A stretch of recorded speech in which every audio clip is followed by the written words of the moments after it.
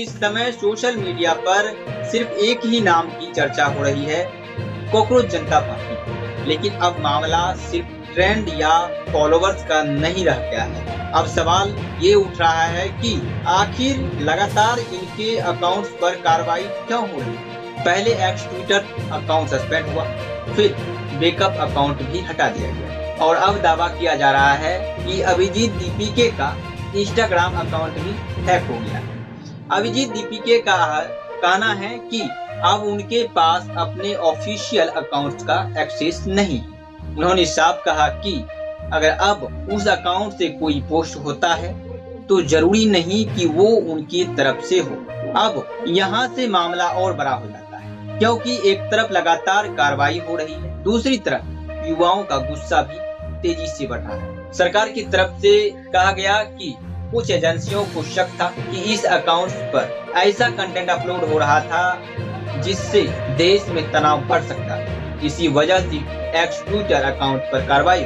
लेकिन दूसरी तरफ सोशल मीडिया पर लोग पूछ रहे हैं कि अगर कोई बेरोजगारी, पेपर लीक और शिक्षा व्यवस्था पर सवाल उठाता है तो क्या उसकी आवाज दबा दी जाएगी। इसी बीच अभिजीत दीपीके अपने एक्स हैंडल यानी ट्विटर अकाउंट पर व्हाट्सएप चैट्स का स्क्रीनशॉट शेयर किया, जिसमें कथित तौर पर लिखा गया था कि अगर कॉकरोच जनता पार्टी का अकाउंट बंद नहीं किया गया तो अभिजीत दीपीके को अमेरिका में भी जान से मार दिया जाए। यानी मामला अब सिर्फ अकाउंट सस्पेंड होने तक नहीं रहा। और इसी बीच एक और बड़ा दावा सामने आया।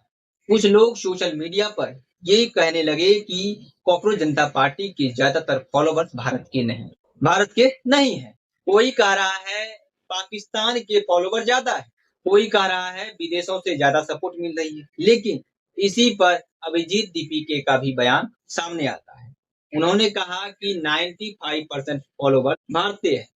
कुछ लोग विदेशों से जरूर जुड़े होंगे, लेकिन इसका मतलब ये नहीं कि पूरा आंदोलन विदेशी। और फिर वहीं से सवाल सामने आता है, अगर कोई भारतीय छात्र विदेश में पढ़ाई कर रहा है और वहां से भारत के मुद्दों पर बात करता है तो क्या वो गलत हो गया।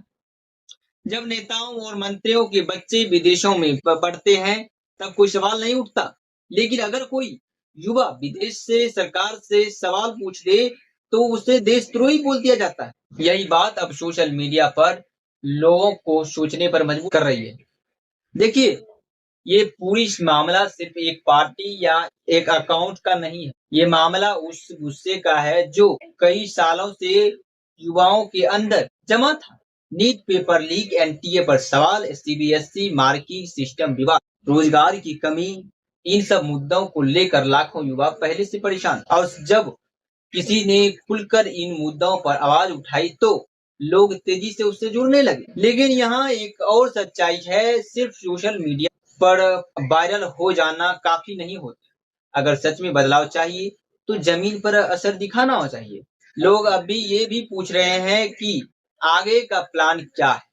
क्या सिर्फ वीडियो पोस्ट होंगे या सच में युवाओं के लिए कोई बड़ा कदम उठे। और सरकार को भी समझना होगा, किसी अकाउंट को सस्पेंड करने से सवाल खत्म नहीं होते, बल्कि लोग और ज्यादा सवाल पूछने लगते हैं। जितना दबाव बढ़ेगा उतना ही ये मुद्दा बड़ा होता जाएगा। अब देखना ये होगा कि ये सिर्फ कुछ दिनों का सोशल मीडिया ट्रेंड बनकर रह जाता है या सच में युवाओं की बड़ी आवाज बनता है। बाकी आप क्या सोचते हैं, क्या अकाउंट सस्पेंड होना सही था? क्या युवाओं की सवाल सही है? तो कमेंट करके जरूर बताइएगा।